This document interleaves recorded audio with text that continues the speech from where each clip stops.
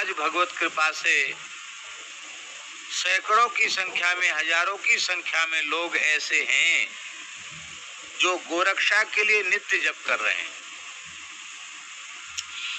अभी कल ही कुछ महानुभाव आए थे, शायद चले गए हैं वो, हाँ कल ही चले गए। वो बता रहे थे, महाराष्ट्र से ही आए थे,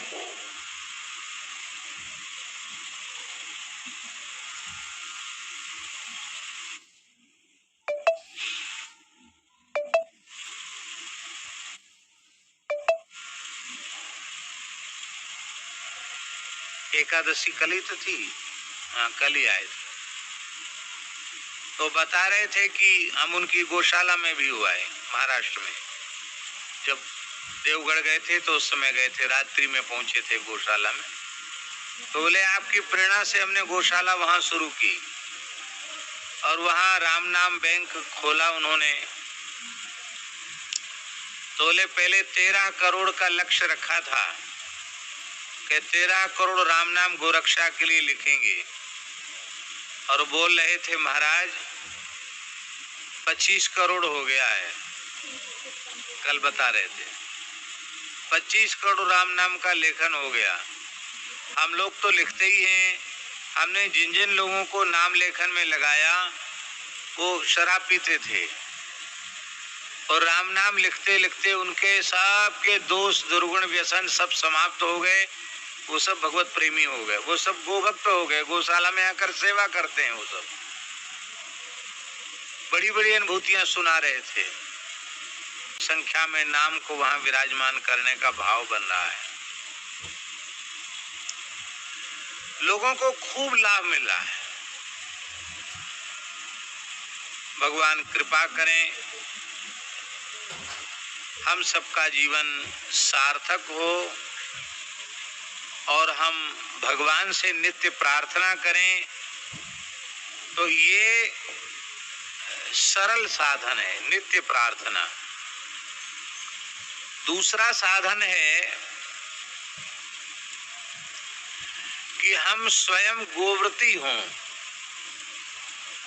और अपने से जुड़े हुए लोगों को गोव्रत की प्रेरणा दें। गोव्रत क्या? भोजन करना। उसके दो प्रकार हैं। आपके घर में गाय हो तो अपने हाथ से नित्य गोग्रास दो। घर में गाय नहीं, निकट में गौशाला हो तो वहां के लिए गोग्रास निकालो। नहीं तो एक संत ने हमको बहुत अच्छी बात बताई कि माताएं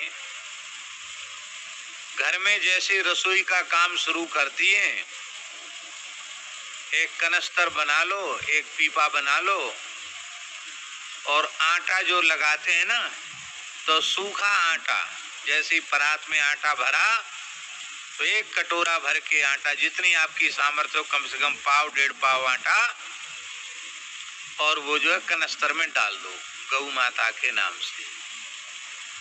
और जब वो भर जाए तो आसपास में कोई गौशाला हो वहां जाकर के वो अर्पित कर आओ। तो ये गोग्रास देने की बहुत अच्छी पद्धति है। दूसरी, भोजन करने से पहले कुछ सेवा निकालकर गोग्रास के डिब्बे में डाल देता है। एक जगह हमने देखा, हर व्यक्ति 100-100 रुपया, वो बड़े लोग हैं तो 100-100 रुपया डाल सकते हैं, सामान्य लोग हैं तो 10-10 रुपये डाल सकते हैं। और सामान्य बाबा ने तो शुरू किया था, पूज्य बाबा ठाकुरदास जी ने 25 पैसा रोज निकालो।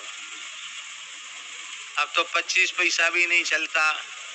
1 रुपया की जो कॉइन्स है वो भी शायद दुकानदार अब नहीं लेते हैं। नहीं, बाबा ने तो 25 पैसा कहा था। तो हम गोग्रास नित्य निकालें, और थोड़ा थोड़ा गोग्रास निकालेंगे तो कितना होगा? आज 130 करोड़ देश की होंगे, 80 करोड़ से तो कम नहीं होंगे। बोलो, 80 करोड़ से कम होंगे। क्या 80 करोड़ गोवंश है भारत में? कितना है? 8 करोड़ है, अधिक से अधिक। अब प्रत्येक हिंदू, 80 करोड़ हिंदू हैं, 1-1 रुपया रोज का निकाले तो कितना हुआ? अरे सीधा सीधा 80 करोड़ हुआ कि नहीं हुआ? कोई समस्या है कोई?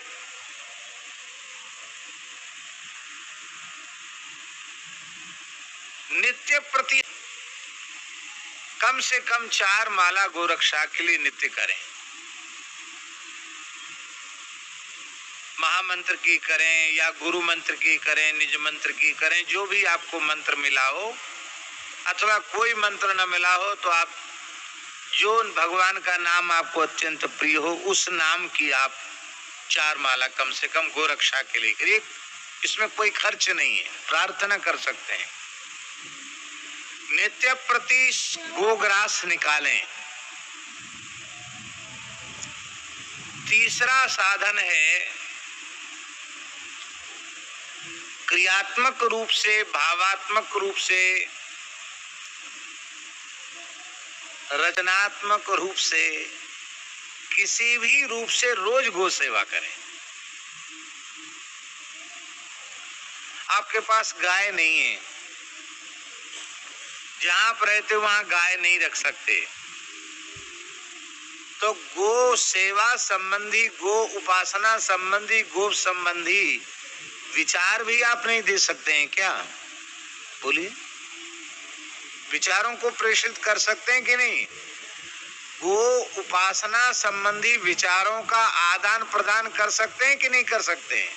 क्या बोल रहे हैं? किसी न किसी रूप से हम गो सेवा करें। उत्सव में गो सेवा का एक अंश निकालें। लड़के का विवाह है, मान लो आप बहुत संपन्न हैं और 1 करोड़ रुपए आपके लड़के के विवाह में खर्च हुआ। अब तो ज्यादा भी खर्च होता है, हमने सुना है, लेकिन एक अपने हिसाब से हम बता रहे हैं। मान लो 1 करोड़ रुपए खर्च हुआ लड़के के विवाह में, तो आप निश्चय कर लो कि भाई इसका दशांश हम गो सेवा में करेंगे। तो 1 करोड़ का दशांश कितना हुआ है? 10 लाख हुआ ना। ठीक इसी प्रकार से लड़की के विवाह में खान बनाने में हमारा जितना खर्च होगा उस खर्च का